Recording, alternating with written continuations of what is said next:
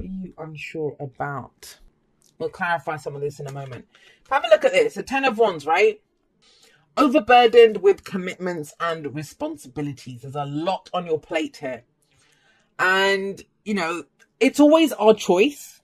And I know everyone always gets their kind of knickers in a twist when I say that. It is our choice. Now, we might be choosing to take on that burden so we don't have to choose homelessness, but it's still a choice.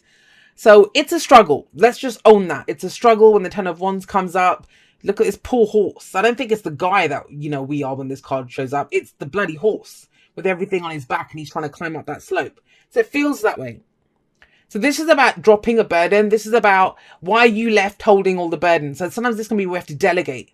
Get other people to take responsibility for what they are. But I don't even feel like for the majority of you, that's not your message with the Ten of Wands. What changes it is the fact that the King of Wands comes up with this.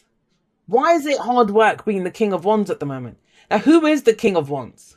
Because that's what the burden is. The burden is this, is the King of Wands. And yeah, some of you might be dealing with someone who has the qualities or the characteristics of the King of Wands. I don't believe the signs own the cards. They just lend their characteristics. I don't usually do the sign thing. But it's that very fiery energy. But when it comes up as an underlying energy, it's usually us. It's not anyone else, but it's general. So people can be central to our story, in which case this is to help you gain a deeper understanding of that. But the King of Wands is someone who acts on his passions. He's confident. He takes action. He goes for it. And I feel like some of you've been doing that. That's very positive, right? The King of Wands. I'm going to go do this. I'm going to take action on this. I'm going to make this happen. What inspires me, I'm going to act on that. And it's not been easy. It's not been easy. So that's going to think about that energy. For some of you, you know what you want to do. You're inspired. You want to take action. But it's like, how can I when I'm carrying all that crap with me, right? Got it. For others of you, the act of actually being this King of Wands is the burden. It's that, you know, if you're getting, I don't know, very attractive, a lot of advances coming at you. Or at work, you know, you're the star, the employee of the month now and all the rest of it. But it's a lot of work. It's a lot of work. So there's something around that. That's the theme that's coming up as the underlying energy. But there's massive shifts and changes happening within that. The King of Wands and Wands in general, they're about the action that we take. And they should be, and I don't even like the word should, but, you know, based on our inspiration, passions. What inspires us? What do I want to do? What do I want to create? What can I go out and build with this and make with this, right? It's the energy that we put out into the world. But it's draining you. This is almost the introvert who's been doing extroverted things and now needs time to go and get their energies back. But I love that you did it. Why? Because something changed in the act of doing this. And it might be, if you follow tarot, like if you've been following readers and you've been hearing people say, oh, well, go do it, you know, go for your dream or take the steps or give it your best shot. And some of you have been doing that. In the act of doing it, that's why I always believe it's very good to go for the things that we desire. Try to make them happen, because following that breadcrumb trail, following those steps, we're going to find that we don't actually might not want to do that. Or, you know, it's not as fun as we thought it would be. Getting all that attention is not as fun as we thought it would be. King of Wands is very much in the limelight. He's the guy in the spotlight. He's the actor. He's the one that all the attention is on. But it's getting to be a little bit too much. Now, if it's not work, in relationships, right? It's almost like being the wonderful, amazing self that you are with the King of Wands coming up. It's become too much now. Something has shifted. Something has changed. How do I know that? Because of death. This is the card of transformation. This is the card of change. This is rebirth. That's the whole point of death. When this shows up in a reading, especially central like that, where everything revolves around this, there's some old aspect of you, maybe some old passion, maybe an older version of yourself. This can be a death of self. So we're reborn into something new, right? And that's changed. It's changed. So it's about allowing this new, whatever it is, to come in. Whatever that new version of yourself, whatever the, you know, the rebirth of the situation, it's never the same again. It doesn't matter if you're in the same situation, but something now needs to be dropped. And the whole point of the Ten of Wands is that cycle runs from the Ace to the 10.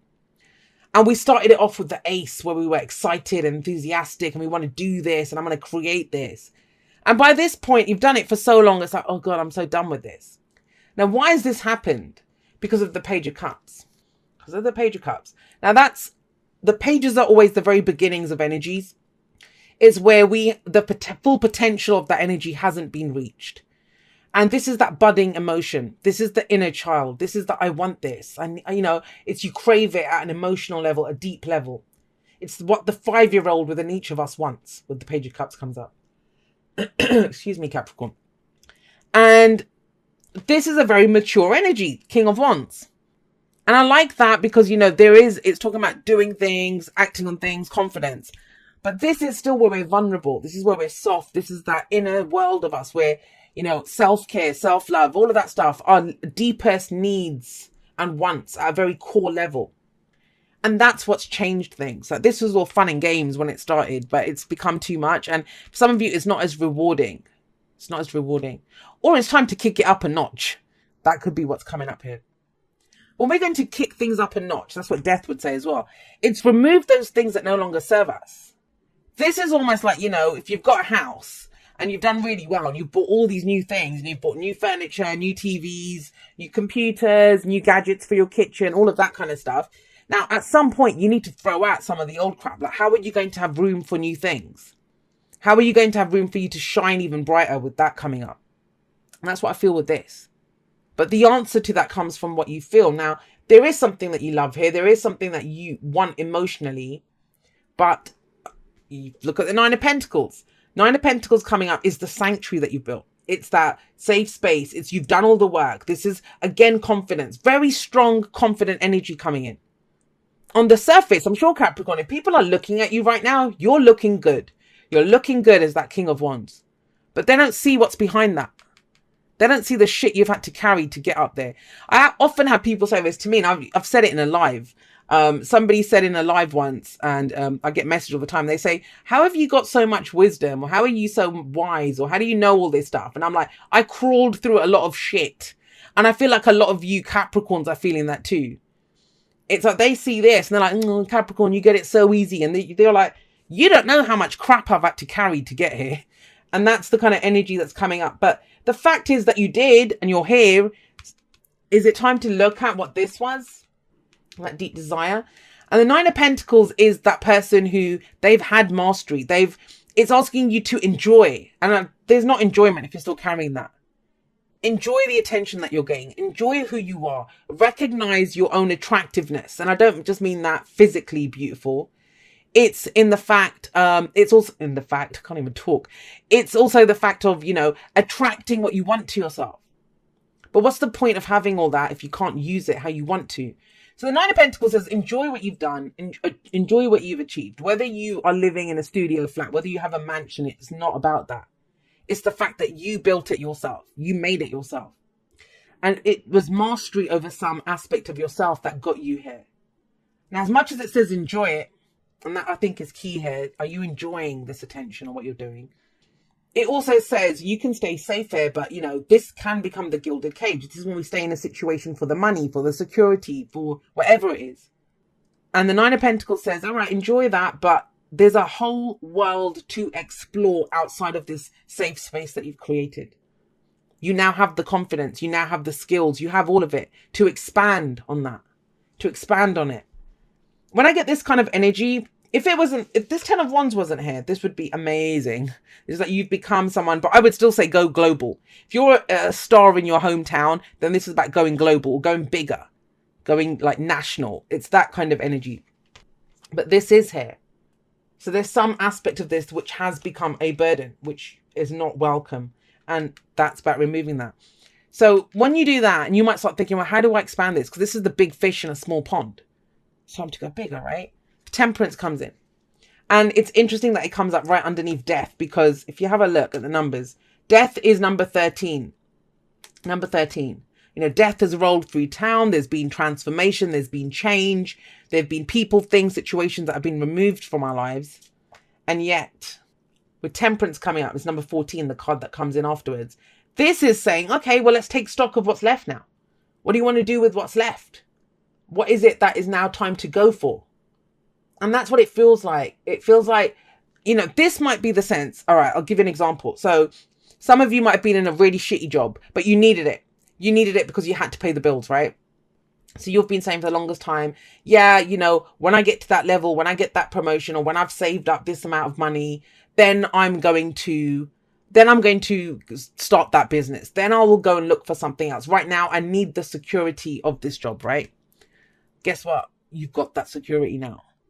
If it's a relationship, or, you know, you've been single, enjoying yourself, going out there, dating people, looking at what inspires you, where your passions are, well, guess what? You're in a good place now.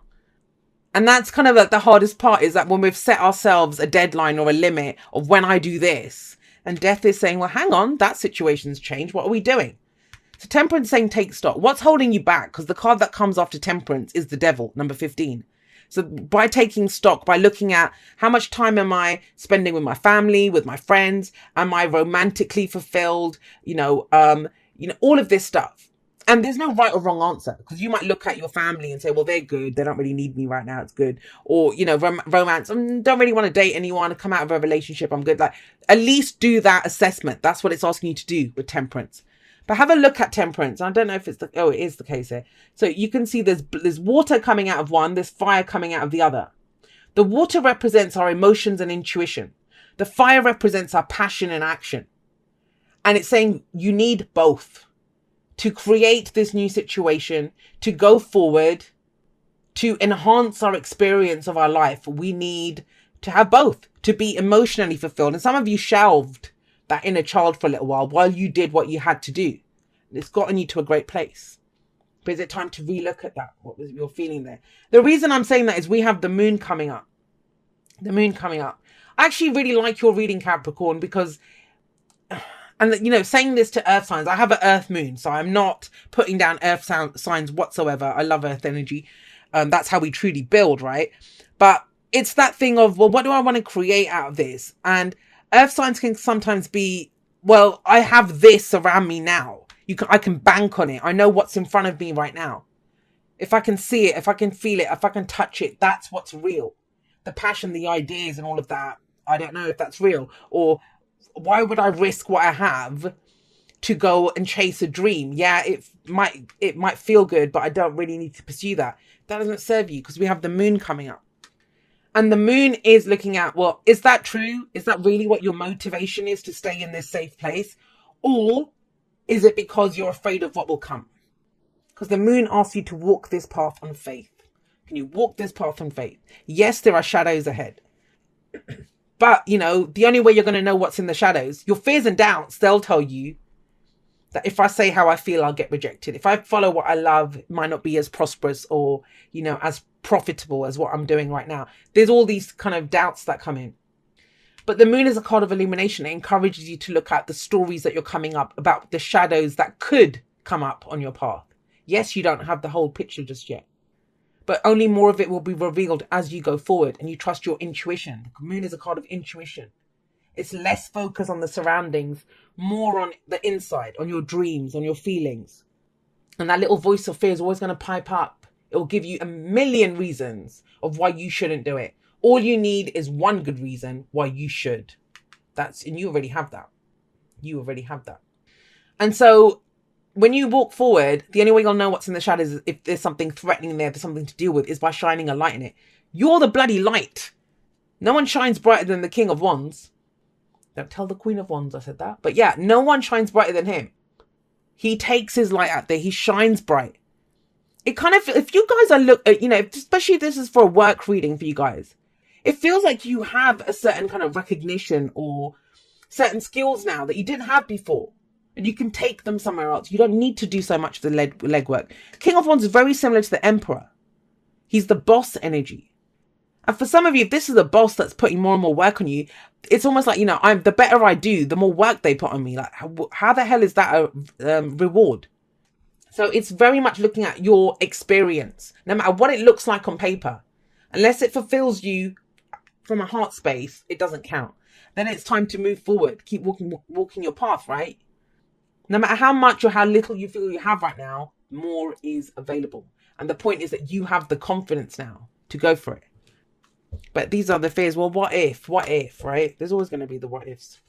Wow, 4 of Swords. All right, so I also want to say this. You got 2 pages. And if you think about it, you got the head page and the heart page. Cups are emotions. That's logic and information and communication. But that's kind of less mature or less experienced energy than this.